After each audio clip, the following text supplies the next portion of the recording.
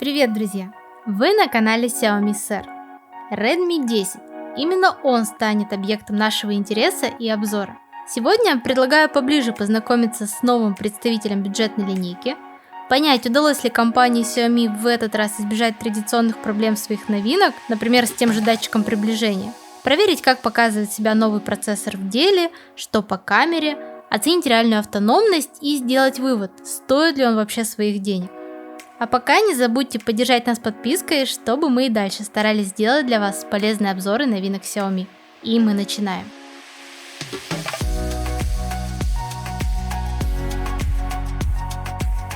По традиции стартуем с комплектации и дизайна смартфона. В коробке нас ожидаемо встречает базовый силиконовый чехол, скрепка для открытия лотка сим-карты, кабель USB Type-C и блок питания на 22,5 Вт. Лично мне куда интереснее внешний вид самого устройства. Компания предлагает три цветовых решения для Redmi 10. Серый карбон, синее море и белая галька. На последнем я и остановила свой выбор. И что могу сказать? Оформление смартфона действительно на очень хорошем уровне.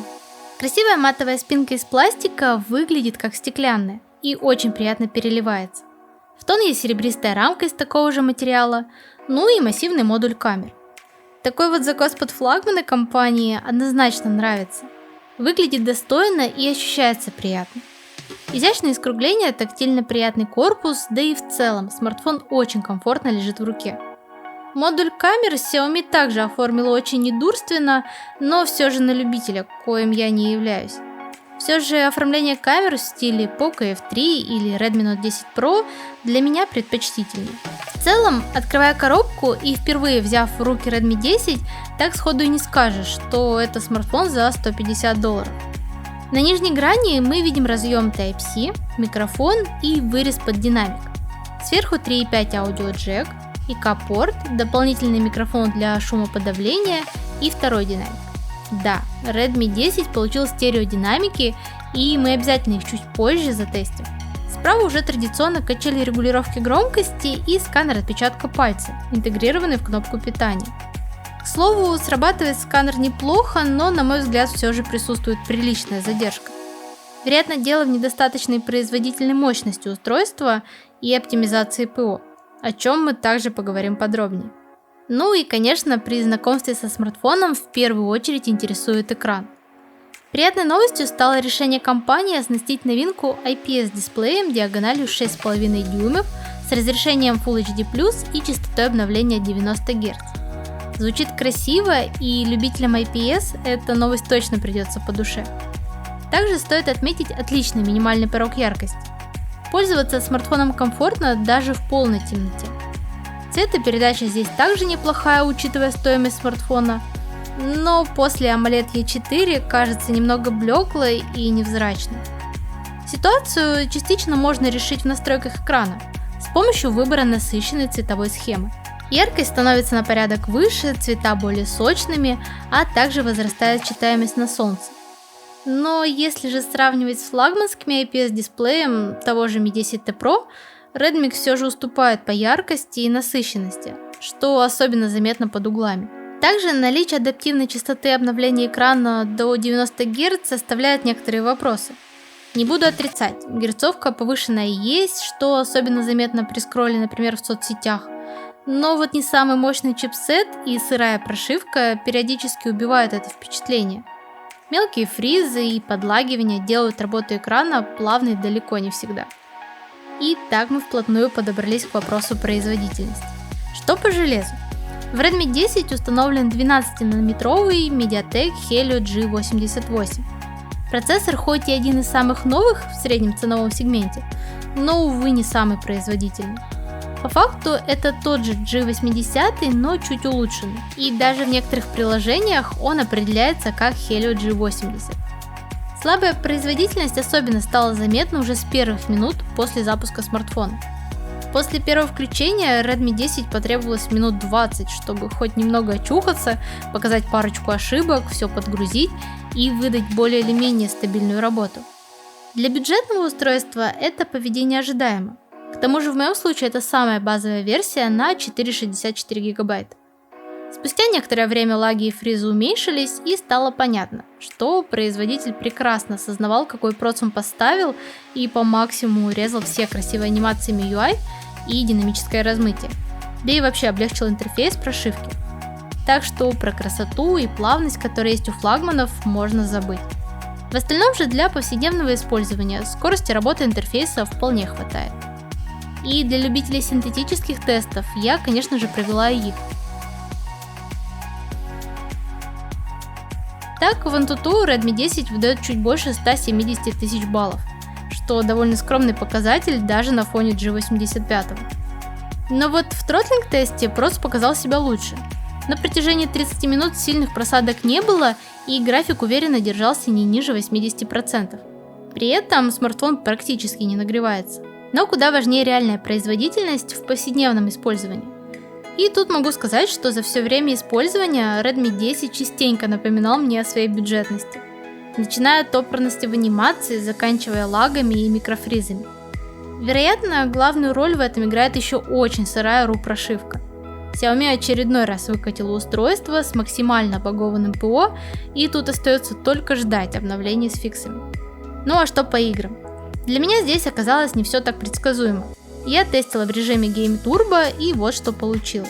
В Call of Duty на минимальных смартфон позволяет играть на уверенных 40 и иногда даже на 60 FPS. PUBG аналогично тянет на минималках в среднем 40 кадров в секунду, играть вполне комфортно даже продолжительное время. Смартфон не уходит в жесткий тротлинг и греется не так сильно, как я ожидала. За час непрерывной игры в PUBG смартфон высадил 17% батареи и разогрел процессор до 45 градусов, что, на мой взгляд, очень неплохой результат.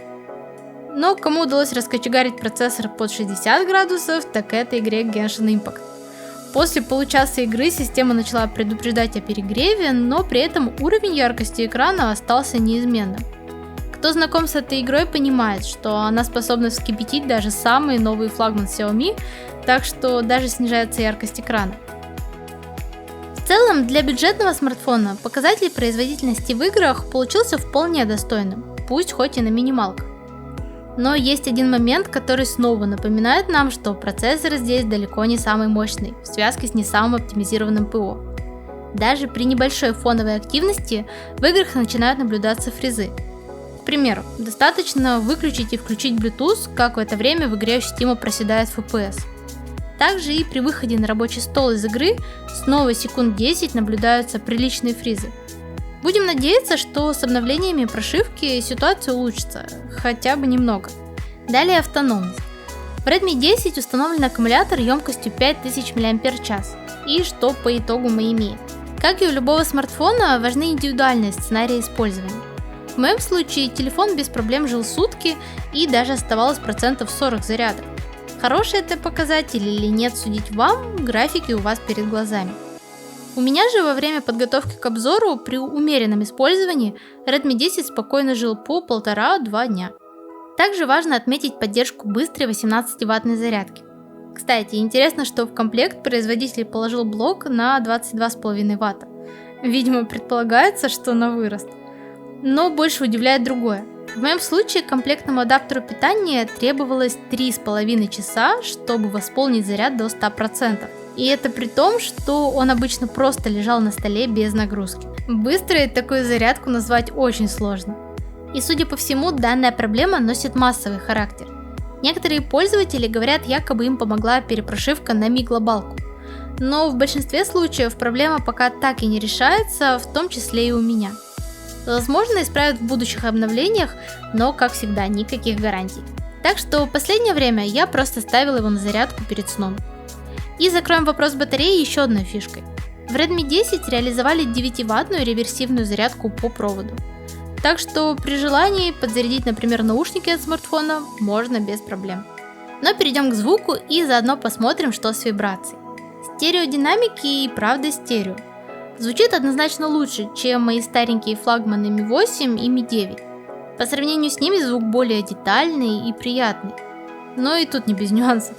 Прежде всего, при прослушивании музыки сразу же отчетливо понимаешь, что баланс стерео завален на нижний динамик.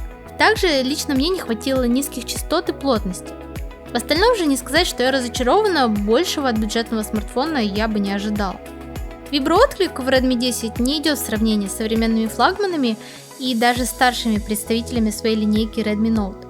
Здесь, пожалуй, один из самых простейших вибромоторов, вибрация ощущается размазанной, но в то же время достаточно мягкой и сильно не звенит. Плюсом хотела бы отнести полноценный, или как это принято говорить, царский лоток для 2 сим-карт и карты памяти. Так что при желании расширить хранилище можно без ущерба для связи. Ну и, конечно же, полноценная поддержка бесконтактных платежей по NFC. За все время тестов проблем с оплатой у меня не было ни разу. Ну и момент, который интересует большинство пользователей смартфонов Xiaomi, что здесь с датчиком приближения. И как ни странно, здесь все идеально. Оптический датчик срабатывает в любых положениях безотказно. И почему нельзя установить такие же во флагманы? Могут же, но, видимо, в случае с топовыми смартфонами прогресс ради прогресса важнее. В целом, на мой взгляд, Redmi 10 получил достойный и симпатичный дизайн. Неплохой экран, хоть и с натянутой частотой 90 Гц. Датчик приближения, ахиллесова пята последних Xiaomi, здесь работает отлично. Есть стереодинамики, процессор по итогу тут не самый унылый и с натяжкой пытается справляться даже с тяжелыми играми на минималках. Однако в повседневном использовании здесь пока не все так гладко из-за сырой прошивки, которая очень портит впечатление из-за фризов, лагов и ошибок. Также перед покупкой нужно учитывать, что пока наличие быстрой зарядки у Redmi 10 это просто слова, и по факту рассчитывать на максимально скоростное восстановление заряда точно не приходится. Будем надеяться, что разработчикам все же удастся улучшить ситуацию с оптимизацией и довести смартфон до ума. Но и не будем забывать про стоимость девайса. За $150 у него практически нет конкурентов, особенно если мы смотрим в сторону брендов. И еще один важный момент, в Redmi 10 производитель умудрился запихнуть целых 4 камеры с основным модулем на 50 мегапикселей от Samsung. Звучит впечатляюще, но так ли все круто, как рассказывают на презентации? Мы решили по максимуму затестить камеру в различных сценариях и выпустить полноценный разбор в отдельном видео. И да, там есть чему удивиться, так что обязательно подписывайтесь на канал, чтобы не пропустить обзор сравнения камер и узнать, уделает ли Redmi 48-мегапиксельный флагман. А на сегодня все, друзья. Спасибо за просмотр. Пока-пока.